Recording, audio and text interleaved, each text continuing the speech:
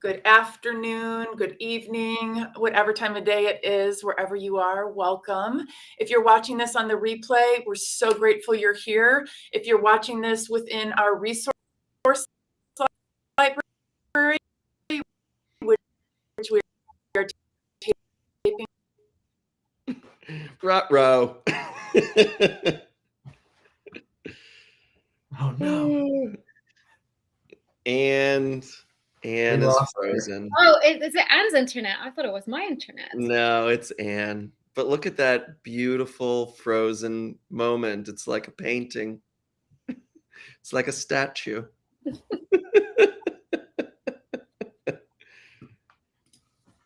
gonna text her. This is happening. And she's gone entirely. She's gonna come back. I know it. So, hi, everyone. Let's do a tap dance. Yeah, Josh, you do it. I want to see you go. Oh, I usually thought it was me because I'm the one with the internet problems. But I love it. No, we're excited to be here today. We've got a great conversation planned for everybody, and we'll just stall a couple minutes here before Anne comes back in. If you're joining us from the future, hello, welcome. We're so glad you're here. If you're joining us now, leave a comment below and tell us what your favorite, I want to say, what's your favorite tank top? Because Hunter's got the best tank top on today. Well, thank you. I was saying, everyone, it looks like my daughter's top. I was like, is he wearing Isla's top? And then he pointed out it wouldn't be my daughter's top because why? Because they're butts. This is from a wonderful queer artist that I met, and I bought it directly from him. That he has butts all over his things, but they're sneaky butts. They're hidden butts. At first blush, people are like, is that an R? I'm like, yeah, it's the letter R. That's what it is. That's what I needed on my shirt today. That's right. It's for Robin and Rudolph and definitely not a butt. It's been a while since we've done one of these as a team, right? Yeah. Yeah. It's been a minute. I know Anne's like, owning LinkedIn right now. So she probably feels this is like just another day. For us, we're like, oh yeah, we got to prep for this thing. It's coming up. Yeah. Totally. Well, let's see if she said anything in that. Well, so this is my favorite tank top. I'm like, it's even though it's 23, feels like 23 degrees here in New York City, like we're getting pretend spring. Mm-hmm. So I like yesterday it was like 55. So I'm trying to summon that warmer energy from the West. Come to us. Let's see where it is. Oh, Anne's internet completely died in her hotel, so she is working on it. All right. Cool. Well, hey, while we've got a couple minutes, there has been a ton going on in the world of AI and new tools and new tech, new models. Blitz round. Sarah, what are you most interested in, like the last couple weeks of AI? What's been going on? I honestly have just been really focused. I try to tune out a lot of the like hype and the news and things like that, but I did just see something about Klarna and their chatbot that is doing the work of 700 people. Mm-hmm. So it's interesting to me because we sort of like intellectually, the people who are working in this space understand, and it's probably not much of a surprise, but it's really powerful when these case studies start coming up with actual numbers attached to them that are objectively like happening in different spaces that we can now like actually point to and study and draw in as examples for clients. So I think like more and more of these things will start coming to the forefront. So yeah, that's what's been kind of top of mind for me today in terms of what's happening in AI. What do you all think about that? Love that. Just question. I didn't read too much into it yet, but the workers that they've replaced, is this customer service chatbot?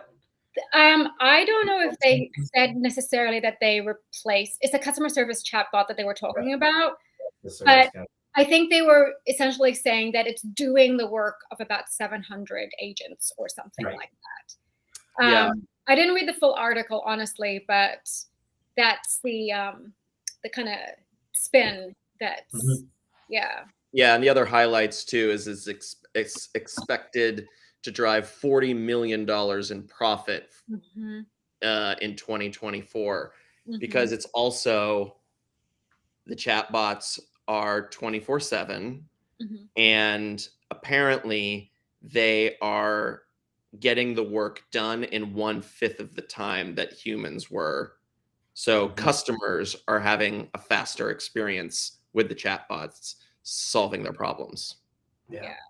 Well, we've started to see speed as a big component within the models competing with each other to get answers quicker. And I think that's going to be something we see more and more and more, just the speed war of as fast as I can type it, it can come. And then at some point we're going to be as fast as I can think it, my response will be there. And when you're talking about, I mean, I couldn't keep up with a system that had an entire knowledge base directly wired in. Like when I think about how I answer questions and serve my customers, it's like, I would rather have a tool that isn't going to hallucinate it, going to get the right answer, going to find it right away, get the response to the customer as soon as possible. Like that's a huge value prop. Here she is. Hi, Anne. Who knows? Who knows? Welcome back. You know what? I have to tell you this, like in the realm of technology. So I'm in a hotel, and I vividly remember back in the day when we had dial-up, and they would charge you for every like minute that you were on there. Naturally, as per earlier discussion today with ADHD and travel and everything like that, of course I left my internet on and left the hotel room and just got charged for like $1 bajillion. And so then I get into like what is the actual cost of doing the tech that we do, which I don't fully understand. And then like, why were they just able to just like remove it from my bill if it cost at least something, you know? Stuff like that. Okay, where are we, friends? We were just talking about like what stood out in AI news in the recent weeks. And the conversation we were talking about was just how successful. What was the company name? Klarna. Klarna with an L. KL. They're like the buy now, pay later finance platform. Like every time you buy something on Amazon or any other website, and it's kind of like it's a form of credit, pretty much. It's like a credit card with a really low interest rate, like 5.9 or something like that. But payments, like that kind of payments. But if you miss the payments, that's how they get you. Yeah. Gotcha. Well, we are ready to segue, Anne. You have a great for us to work with. Thank you. And if I drop off again, and you guys just keep it rolling.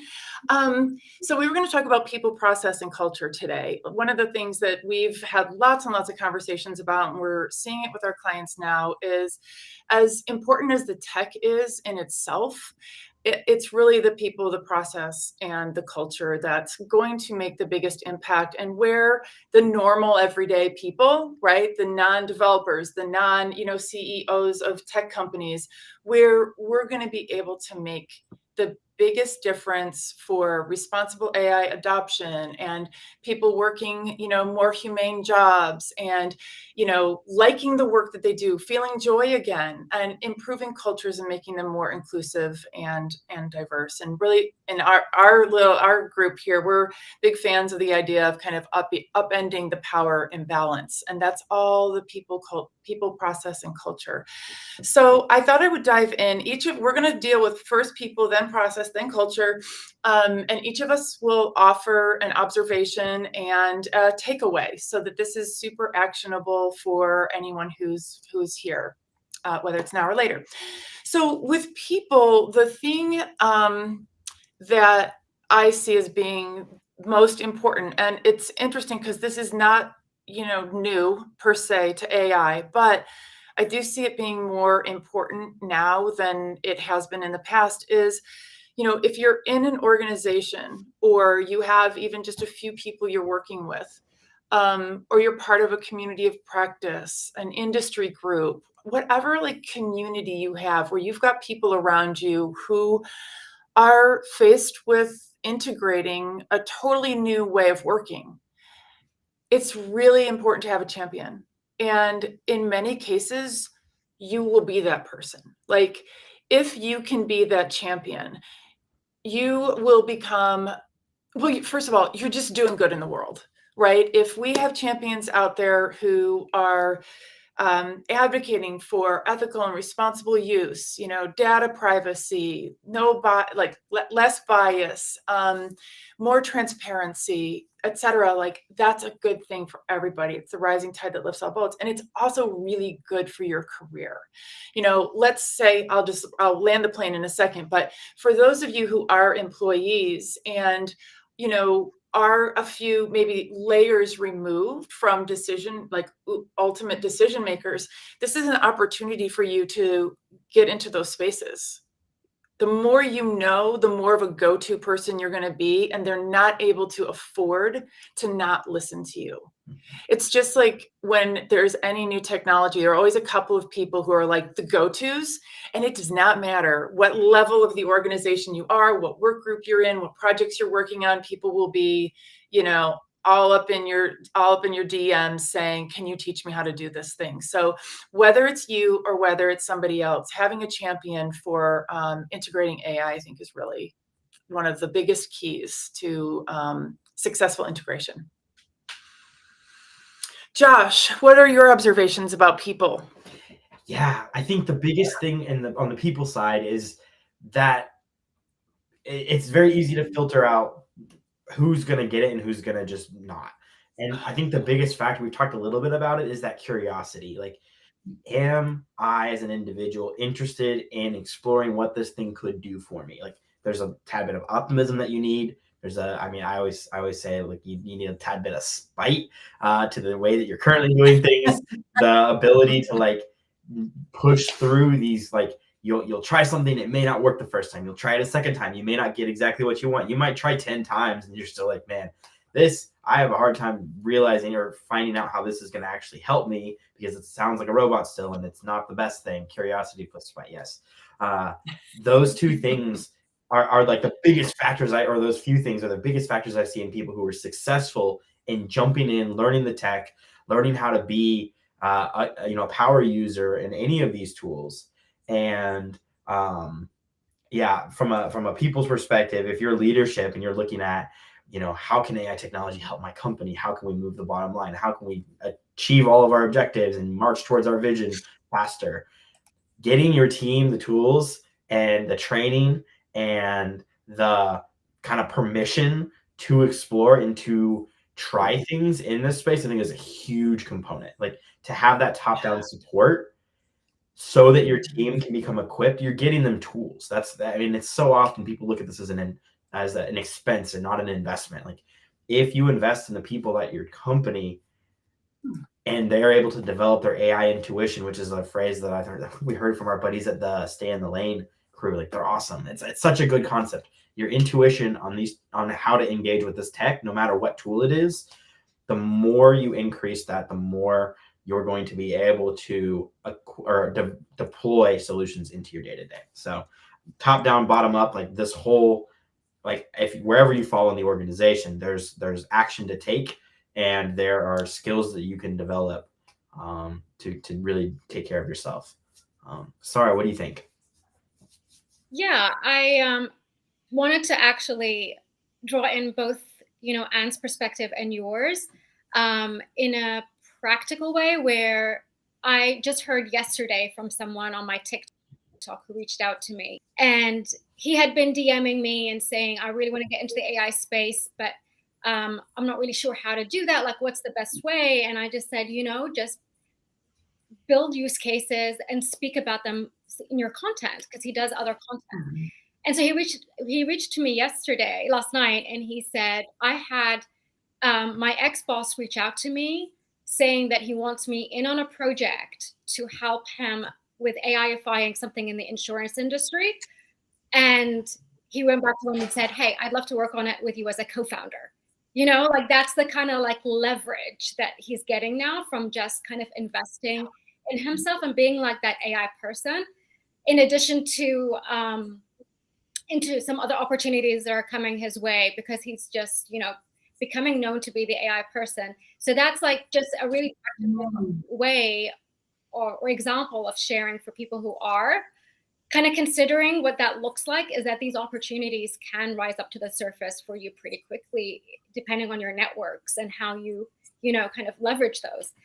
And in relation to what Josh was saying also, yes, in terms of people and investing in people and giving people the space, one of the things that I really love to talk about as well is like scaling excellence, because ultimately what it feels to me is that AI is really about scaling, right? Like it's about taking a process or intelligence or a system or whatever it is and being able to do it at a much larger scale, much faster. And I think for a lot of you know, business owners invest so much into building excellence in their organizations, and that's through people, right? And one of the things that I think that works really well when people are considering the people versus AI question is invest in your people, because that's the kind of excellence that you want to scale. And there's this really beautiful quote that I want to read up to you that kind of summarizes this, by Robert Sutton, who says, scaling up excellence is the key to creating a great organization. So if you have excellence, if you've invested in building excellence in your teams, that is when you can really scale that excellence through systems like AI that are highly scalable systems. So that's my perspective on the people piece. Hunter. Ooh, look at me, and now I get to be all big and center stage. Oh, I like big butts, and I cannot lie. You haven't noticed yet. Yes, these are butts. These are butts. But I have something to say. Okay. So people. I think there's a couple things. Everyone and Josh, Sarah, everything you said is spot on. For scaling, what I think is very interesting with AI is that it can also, when we hear and we talk about scaling, we're usually thinking about scaling businesses, right? Scaling ideas. But ideas start with people. And if an individual person can scale their own performance, and I'm seeing that in my work, right? I am now able to do way more in a day and get more done because I'm utilizing these tools on a micro level. And then the more of the system is using that, more of your team is using that, then you're raising the bar. And now suddenly, if you're a solopreneur, or maybe you're a team of 6, a team of 10, now you're a team of 100, now you're a team of 1,500. And so it's this wonderful feedback loop that works on itself, right? So you get to scale your own productivity. I love that story, like what you were saying, Sarah, about that person that stepped up, reached out to you for help, which is so hard to do, asking for help. And then look what happens. Good things happen. So I love that. And now becoming the person, right?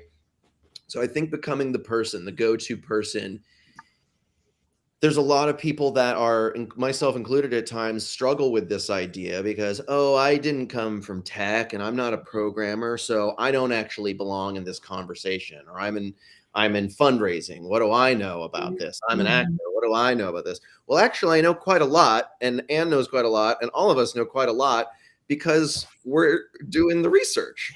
And if we know, and so this is imposter syndrome, right? Imposter syndrome is that little hamster wheel in my head that's telling me that I don't know what I'm talking about, that my 4th grade teacher said I was dumb, and that's, like that's the story in the head, right?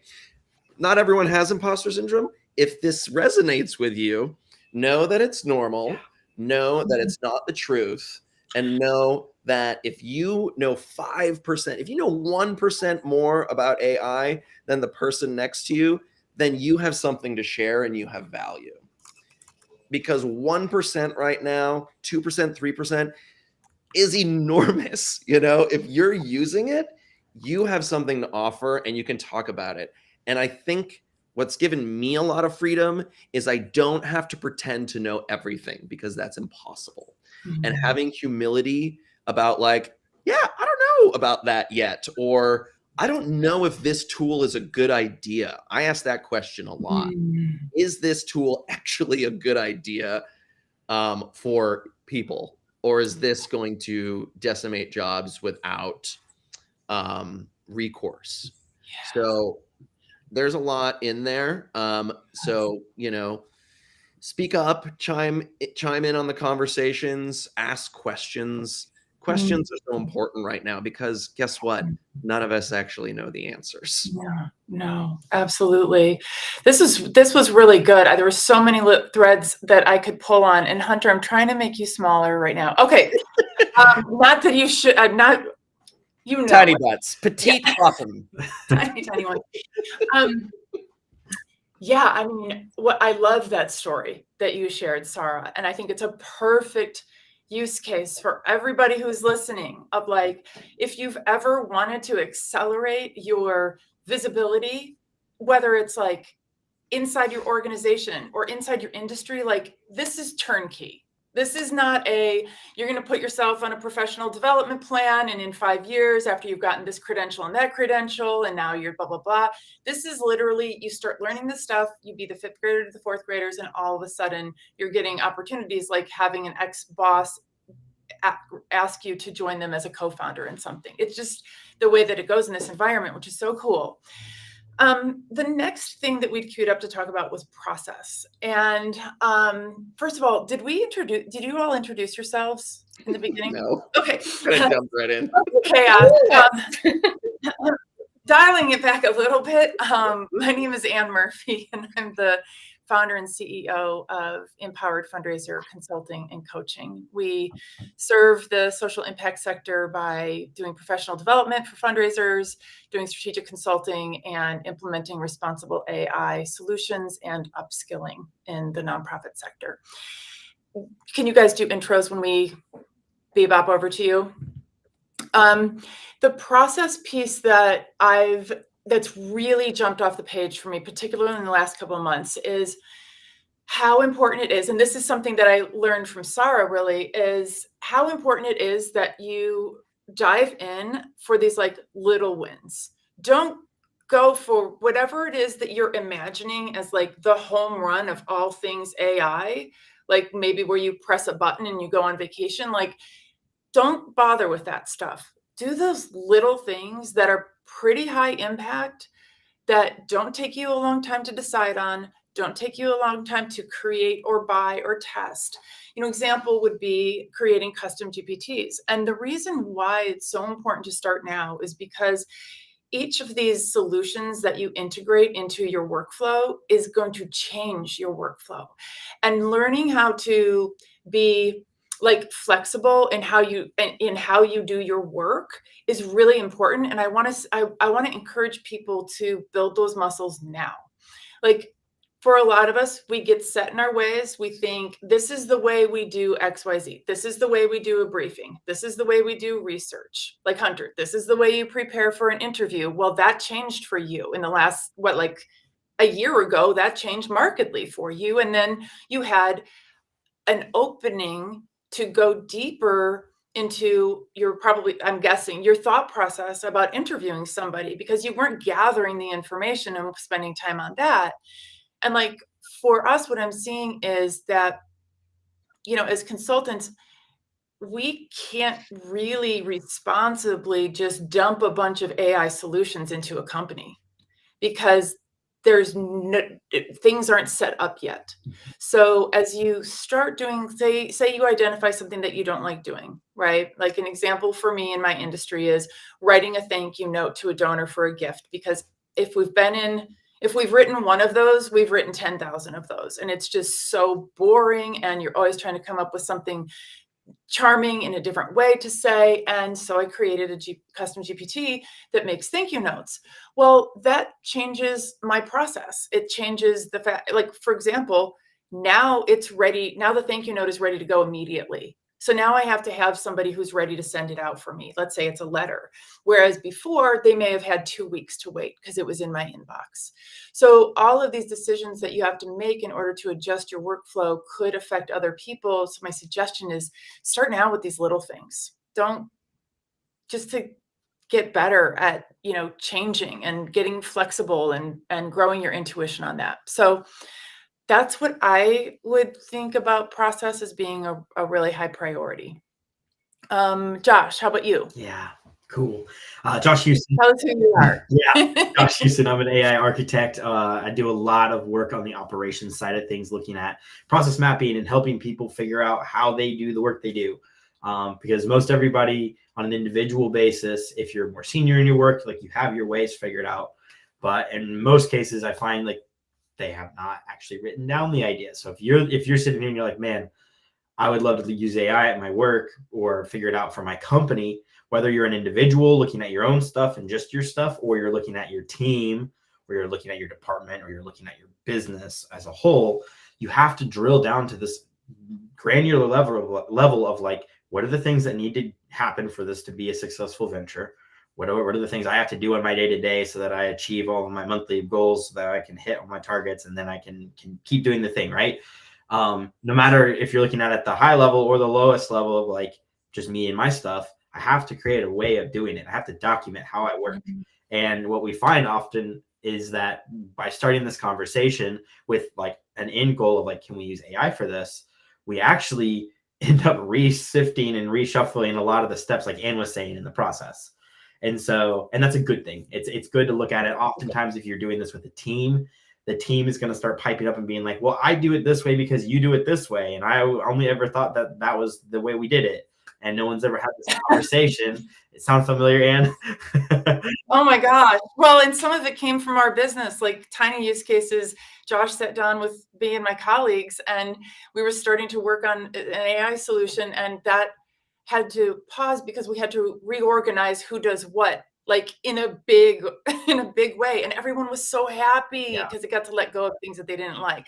That's the nugget. By looking at the things you do, that's why I say spite. Like, why do you need optimism, curiosity, and spite to do this? Is like, there are things that we all hate doing. Like, I hate taking a conversation that I had with a customer where they gave all sorts of feedback and updates on a project, and then organizing those thoughts and notes in a way that I can relay quickly to my team. But I have a GPT for that, or I have an automation for that now. Like, I didn't like the way I was doing something because it took forever. It was a low value add in terms of the time I'm spending in that, like getting the job done with just me versus my assistant. That's an AI tool. There's no discrepancy in like who's doing it better. It's like, it's got to be done. My AI can do just as good or better than I can. So I'd rather delegate there. But when you're looking at the way you work and your processes, it's like just getting organized. I do it this way. Step 1, step 2, step 3, step 4. I use this tool, then that tool, then this tool, then that tool. Once you get it all laid out, now you're looking at your work objectively.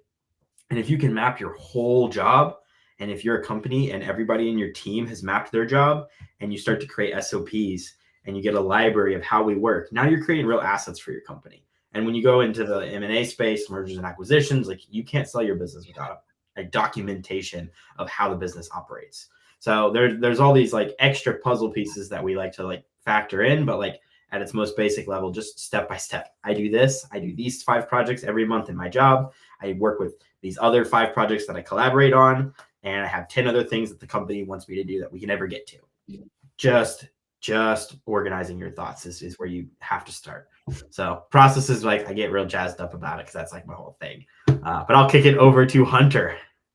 Share your thoughts, please.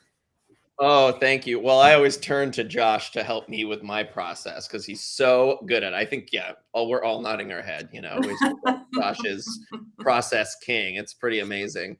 So for me and my process, I completely agree with what you were saying, Anne, is this being open to being nimble and changing my ways, because I have completely changed my process to the basics. Like, I'm in a different web browser right now than that it's a new AI based browser called Arc, and it's like things are in different places. But now that I'm using it, it's like, yeah, this thing is awesome and it's great. And it actually helps me work faster. It's like little small wins like that. And just being open to be like, oh, scheduling has always been kind of a pain in the in the booty for me. And there's tools to help you with that. I like a few of them. Not all of them are great. Not all of them are going to work for everybody. And just being able to try some, but don't go too far down the rabbit hole. If you're spending more time trying to fix your process than working on your stuff, then take a step back and go back to your work. And you can revisit these things. But there's ways to do it. Other thing for me as well is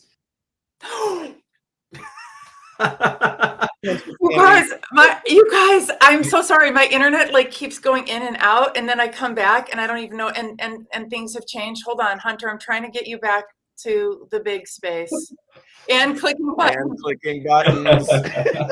Okay, listen, people. Okay, Hunter, you keep going. I'm going to try to make you bigger. Okay, we want big butts. We want big. Oh, Sarah. There's Sarah. Spotlight on Sarah. So while Sarah is, hi everyone. So I'm Hunter Canning. I am a SAG union actor.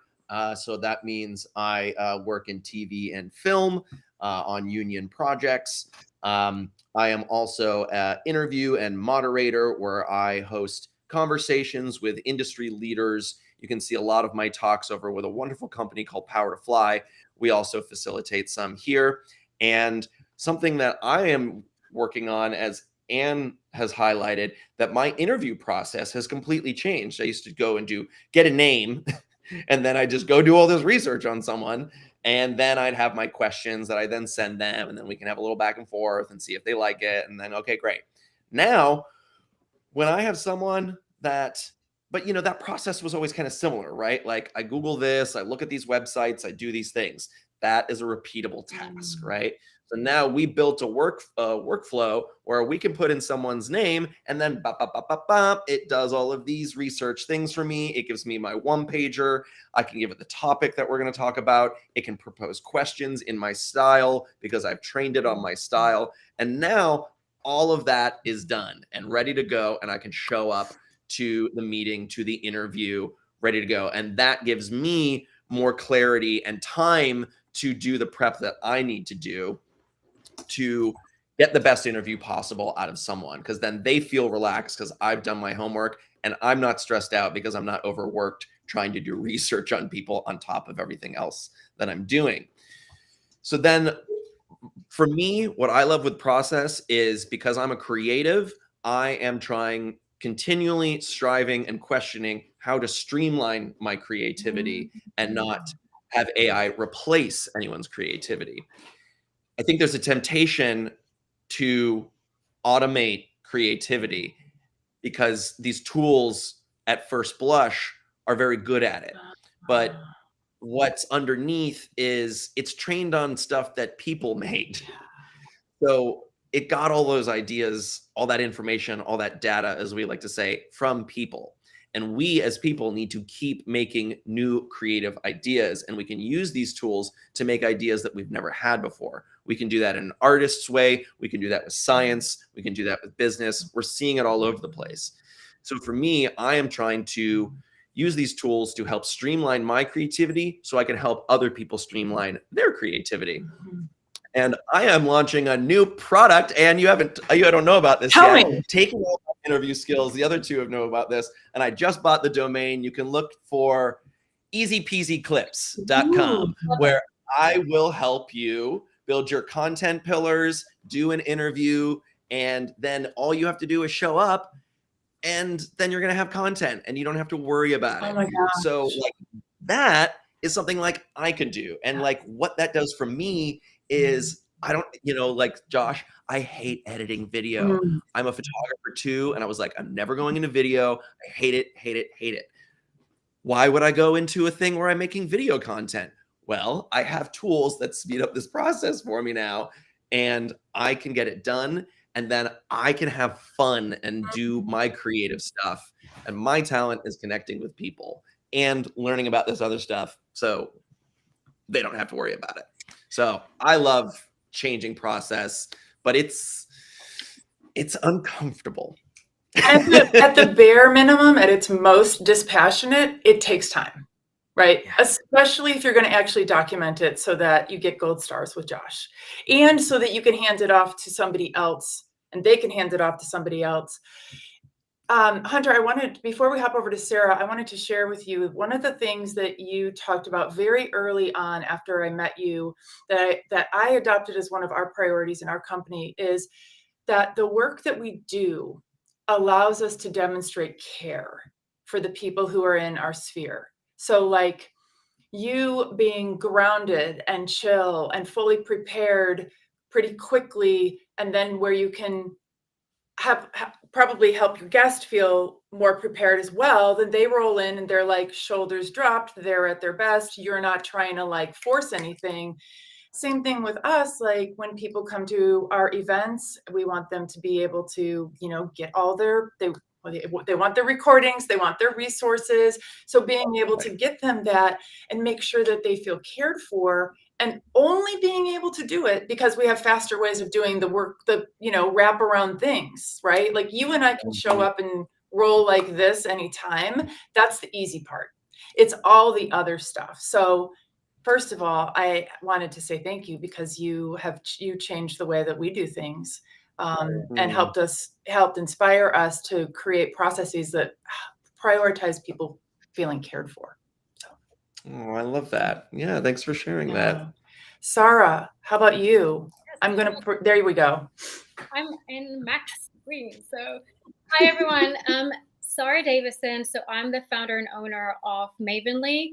We work with boutique services, agencies, firms, lower mid-market service agencies and firms, and help them with the AI adoption so that we can scale their businesses through AI. One of the things about processes that's really resonated with me is this quote by James Clear, where he says, "You don't rise to the level of your goals, you fall to the level of your systems." And that really hit home for me because that really tied in with the work that we're doing around AI, which is really around taking like the macro into the micro, like Josh explained. But that is the way that you're able to leverage AI, is to get into the micro so specifically. And to do that, you have to break things down and you have to take things apart and go, well, how do we currently do it now? Does it work? What are the key elements of all of these things? And documenting it, and then delegating it, and then scaling it. Because if you have a broken process and you try to scale that, you're just going to get to a larger broken problem faster. So this enables you to have the opportunity to actually identify what works and what doesn't, and be able to eliminate the things that don't work and be able to emphasize the things that do. And I never, ever thought of myself as a process person or a systems person, but I'm starting to see it a different way. And maybe this mindset shift will help you if you're like in this space and you're a business owner and you got to do these documentations and SOPs and things like that, is that systems are the glue that keeps the momentum going in your business. Because you can add projects, initiatives, decisions into your business, but if you don't have a way to systematize that, because people leave, because a person's IP is locked in a certain way, if you're not documenting that, when the person leaves, that's gone. That's your IP gone. So I think that being really mindful of systems and processes, the way, like what shifted it for me is now every time I look at a process that I am taking apart, improving, and then documenting and scaling with AI, that is me. This is the way I'm thinking about it. That is me building IP in my business. Because as Josh says, if you're in the space specifically, like if you're in the services space and you're looking to scale to exit, that is what's going to drive the value in your business. So if you're in this space and you're going, God, this whole AI thing seems so big, but now I have to do this other thing, which is like document and take apart my workflows. The way to reduce that pain is to think about it as every time I'm doing that, I'm adding IP and value to my business. So hopefully that helps with a mindset shift, because that really helped for me to kind of start seeing myself differently as a business owner. So Josh is giving me the thumbs up, and that only is a good thing. So Yeah, I'm taking notes. we've all had these big unlocks because of Josh. It's been really Well, in each other, you know. I mean, I love Josh, but also like you said something about Sarah, you said something about me. I've learned about you with organization. Like that's what I love about this exchange of information with us and flow, and having like the ease and trust in each other to like share ideas and then hop on a call and do it live and talk about it. Because the more, like, as to quote a wise man named Josh, there's more pie. There's pie for everyone, right? You know, and like if we try to hoard it over here, you're gonna run out of pie. But the more we share, the more we flourish. Yeah, absolutely. Sarah, what you were sharing reminded me of a mindset shift that I had that might be useful to other people too, is that these advancements add value in part because of cost containment. And if you don't have the processes, if you don't have your SOPs, I mean, that's the unlock to cost containment, right? You have to be able to hand it off to lower paid, staff, or sunset it after evaluating it, or, invest in different tech or whatever. But we don't as often talk about cost containment, but those, those changes are going to bear fruit really fast, even potentially before generating new revenue. So I've started to think about cost containment when honestly, I just never thought about it before. I was just like, it costs what it costs, So culture is going to encompass some of the things that we've already said, of course. Like it's everything, right? It's everything and it's everywhere. And all four of us have thought about culture a lot, and it's part of what brought us together. And the thing that I wanted to share about it is I'll give a case study. So again, it goes back to people and it goes back to process, but each of these use cases are what defines a culture, and how you handle these things. I think there's a saying about like the worst things people say or do that you tolerate, that is your culture. So, some of these things are going to bring out some bad behavior, and some of them are going to bring out, some really new gifts that you didn't know that people had.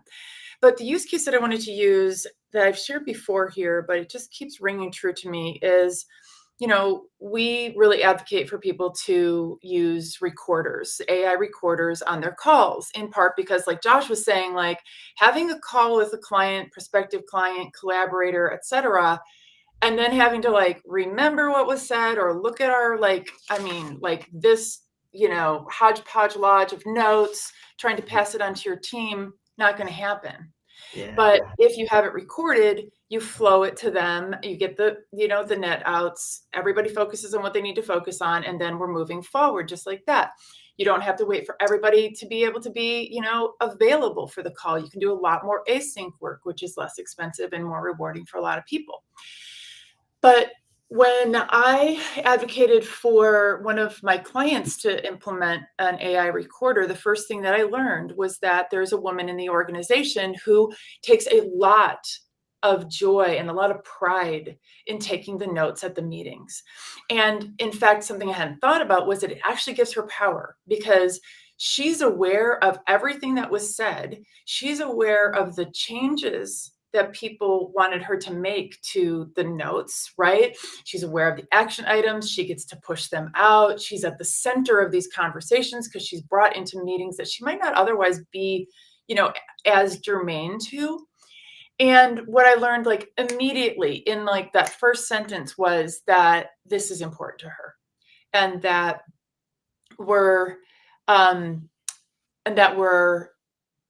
we would be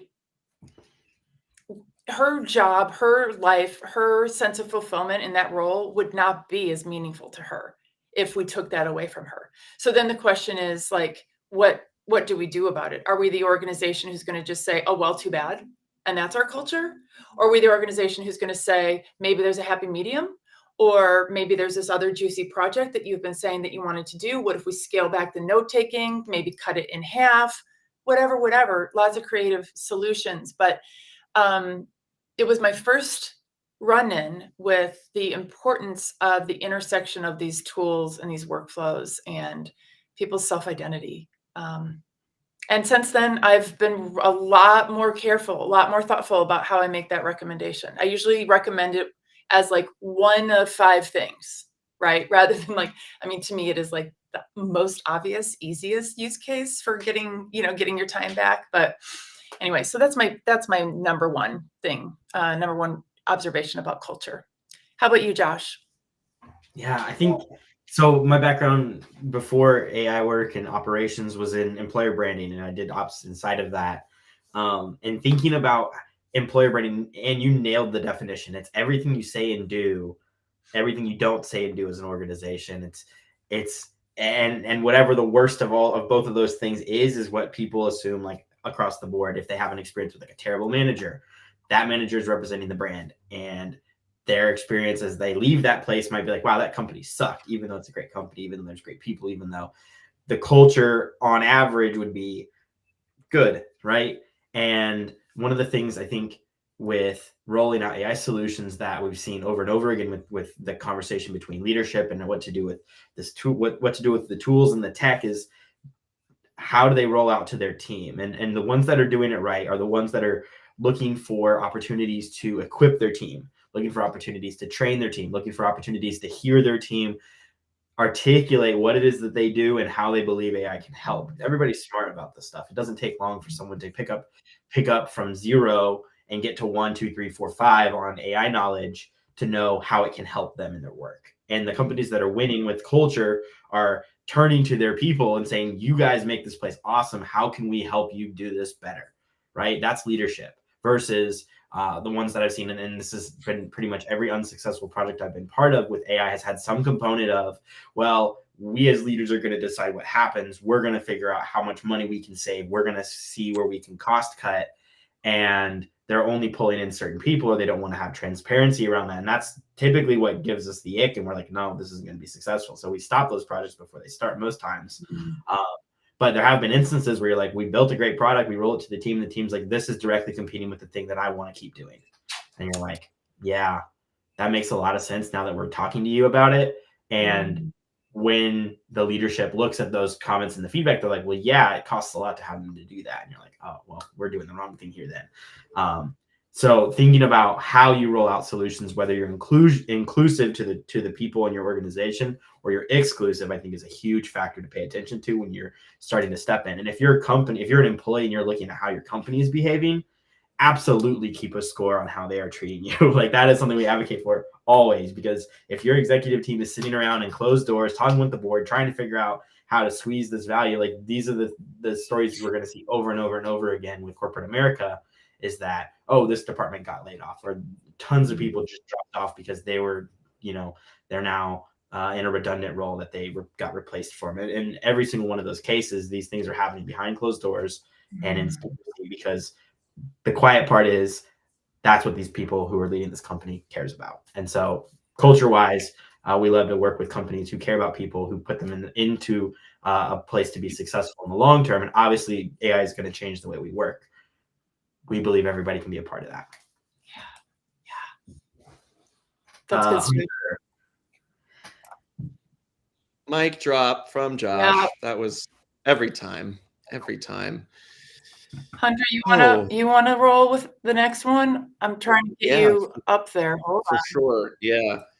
Jesus Christ. Okay. And pressing buttons. And pressing buttons. And pressing buttons is one of our favorite things. Sorry. Oh my gosh. It's part of the charm. It's part of the charm. You don't know it, but it is. Our Gen X mama, we love you. Yeah, I mean, to Josh's point, I think what we're talking about is empathy. We need to be empathetic that we're at different places with this, and we need to be empathetic to each other that this is going to be very hard for a lot of people. And this is going to be a lot of unexpected changes for people. Not everybody's reading AI news or playing with these toys and are aware that a lot of us believe, and we're starting to see the numbers, this is going to completely change how we work. It already is, right? So I invite empathy to the table, to be patient with people as they struggle with some of these questions or some of these tools. If you're ahead of them, be kind, be nice. Learning new things is hard. Be patient and try to put ourselves in their shoes, you know? Be mindful that this is not going to be easy. And we are doing our best here and as a community to keep the conversation going, right? Like I'm talking about it on some of my socials, and I know probably all y'all can attest to this too. I'm getting pushback from people about being an artist that's interested in AI. People are like, what are you doing, man? Like, what's going on over there? And that's good. That's good that they're pushing back and asking questions, because if any, or if like trolls start coming up or whatever, they're not mad at me. They're afraid of what's coming, right? And they're afraid of uncertainty. So, and if they're mad at me, you know, what other people think of me is not my business. So they can go figure that out, or they can talk to me about it. But as a whole, let's bring empathy to the table, be patient, be kind, ask questions, respectfully disagree whenever you want. But let's be respectful about it. And that's, I think, how we can build cultural within a healthy culture within a company, but also the larger culture, right? And giving people the freedom to experiment with these things instead of like walling it off and being like, we don't do AI here. Well, maybe don't do AI with your sensitive data because you don't understand how it works yet. That's fine. But telling people that they shouldn't play or experiment with these things is going to sink your ship. So give people a stipend to go get Chat GPT Plus and do it on their personal computer and don't touch your data. That's fine. You can be like, we're not ready to adopt it yet. That's cool. Figure it out, but let them experiment. Don't shut them out of the conversation. That is such a good idea that I never ever thought of, is give them a stipend, let them get ChatGPT, practice on their own, right? Yeah. Right. It's kind of like when we made the shift to working from home. If you were lucky enough to have a company that had the funds, a lot of them provided stipends to make your home office. And then they provided, a lot of places provide upskilling tools. Well, now there's a lot to upskill about. And as we get displaced, as more jobs get automated, those people can learn new things and they can be utilized within the company or within new companies if the company decides to let them go. It's going to keep happening. But I would invite, if you're a leader, see how can you keep as much of the team as possible and utilize their talents in new ways. I love that. Beautiful.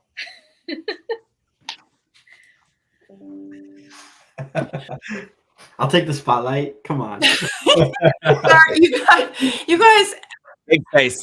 Big face. I think my hotel Wi-Fi just shuts off every 30 minutes. Oh.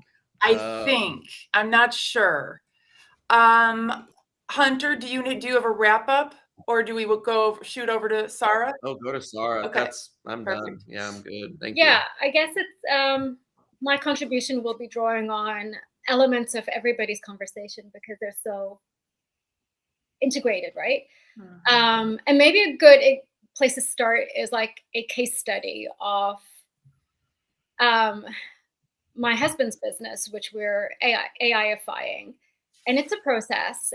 He's got a services business too, and he hires primarily cops, like police detectives, in his work. So as you can imagine, probably not the like fastest audience to pick up things like AI, right? So one of the things that we did with his company is we asked, like, what is the pain point and the most time-consuming process? What is the one thing that they want to delegate the most out? And honestly, the project itself was not a small project to start off with. It wasn't like, oh, let's just use a Fathom note taker. It was actually building like an automation or a document generation automation. But this person just got it, you know, because it instantly relieved him from this pain of this part of his work that he had to do that he hated. He hated doing it. And now he's high on AI. He's like emailing me and saying like, when's the next thing coming? So I think, you know, when we think about like AI adoption, it's a two-phase process almost, where, like, you know, Josh was talking about, it's the macro and the micro. It's like talking about it's developing the culture where you as a leader define the vision, define the architecture and the infrastructure and the scaffolding around which your company can experiment and can play and can learn and can do things with AI. But it's your job to determine what that is. I was reading this study that came out from BCG in January, which talked about, like, they did a survey of 1,400 executives, and there was like a really high dissatisfaction rate amongst the executives with their AI adoption. And one of the key statistics that jumped out at me was there was like 45% of them were unclear on what their organization's policy was towards AI, whether it's towards responsible AI or what are the guardrails or what can we do. So I think that one of the key things as leaders that we need to consider is actually defining that, and then giving people having a culture, implementing a culture of experimentation and enabling them to get those small wins. But for us, maybe they're small, but for them, they're like almost altering the way that they perceive their work now, because we've managed to relieve this pain. And so I think it's a combination of the macro and the micro, and also acknowledging that things are changing so fast in AI. It is moving at such a rapid phase that you've got to give yourself grace to know that what you put in place today could change, and just be flexible with it. Yes. You know, just give yourself the grace to say, like, whatever we put together today might look different in 3 months' time, but that's okay. That's part of, I think, the culture of businesses that needs to emerge now to be able to survive and thrive in this new environment, is that things are only going to get faster. And so you have to have this culture that is able to keep up the pace without necessarily losing the wheels in the process.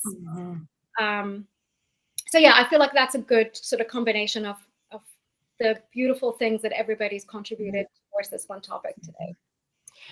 Yeah. Sarah, one of the things that you said reminded me that what I've been seeing with clients, I'm so excited about, because initially I was really worrying about, I'm doing all this upskilling with all of these users of, you know, tools like ChatGPT. So I'm putting all these people out into the world who are now going to go to work and use ChatGPT. And it dawned on me, like, oh dear, now they all have these skills and they're going to want to use it. They're going to expect to use it. And their organizations definitely do not have governance. Like, there's no possibility that they have like an AI council and a framework, and like they've talked to their board and they've communicated with stakeholders. But the last 2 clients I've talked to about the upskilling piece of it have asked for a service to help them build a governance structure. So I'm not even pushing it. They've come to me to ask for it. So yay, right? Like, I feel like it's evidence that like our work is working, you all.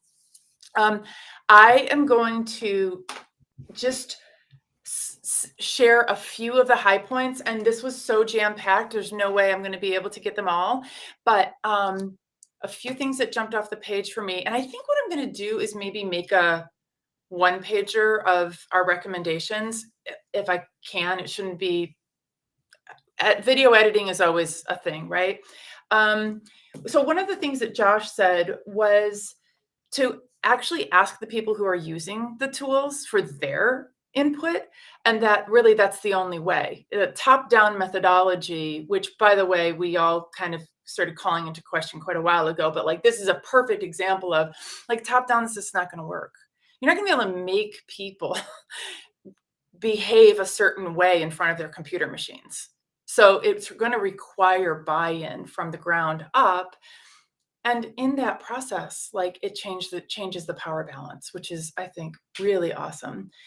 We talked a bit about, you know, how easy it is to have good things come your way if you are the champion for AI stuff, or you're reaching out to others like the guy did with you on TikTok, and all of a sudden it's like turnkey, new opportunities, right?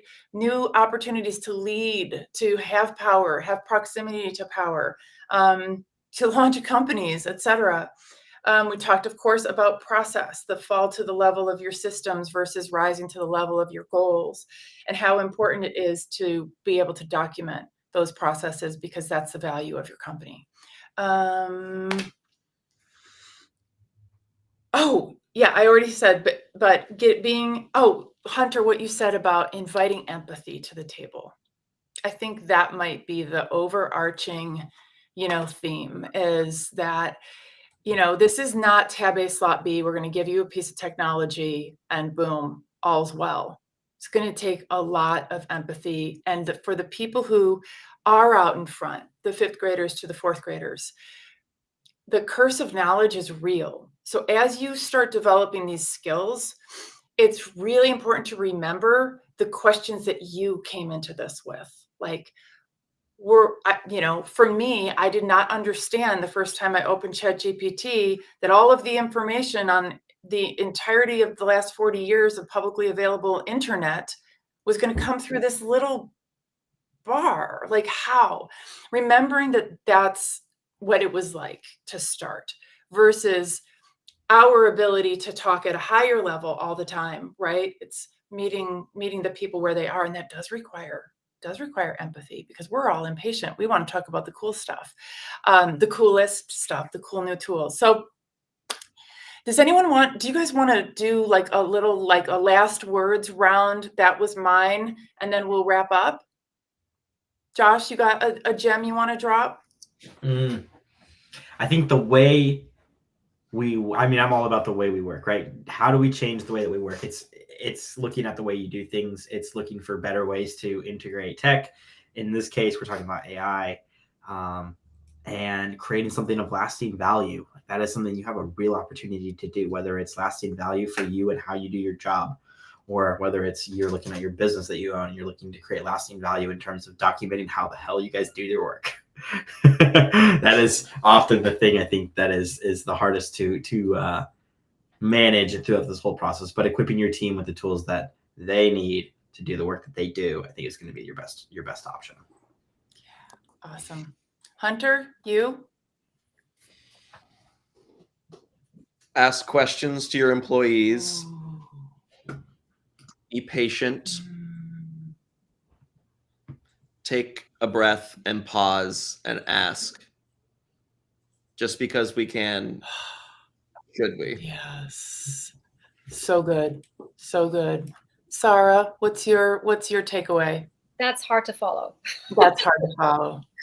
I think for me, it's really just because it's been a big shift for me. I just wanted to like reiterate around the process piece, which is as you are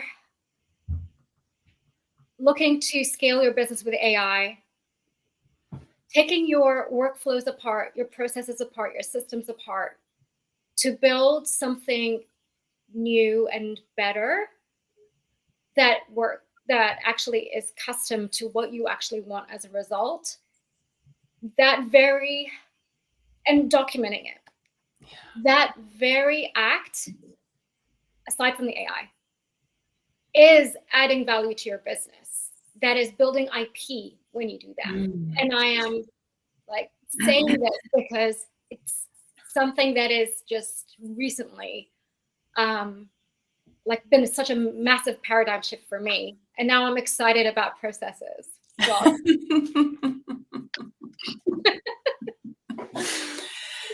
Well, first of all, thanks to my co-hosts. This was a really good conversation. It was like everything I'd hoped for and more. And I know that our audience will get value from it whenever they watch it. People, process, and culture, right? We love new tools. And we also recognize that for the new tools to change our lives, it's being really intentional and bringing empathy to the table, like Hunter shared. Yeah, thank you all, and have a beautiful rest of your day, and we'll see you next time we're live, okay? Want to say bye to the nice people, everybody? Bye. Bye, nice people. Bye, nice people. Find us in No DMs. ifs, ands, or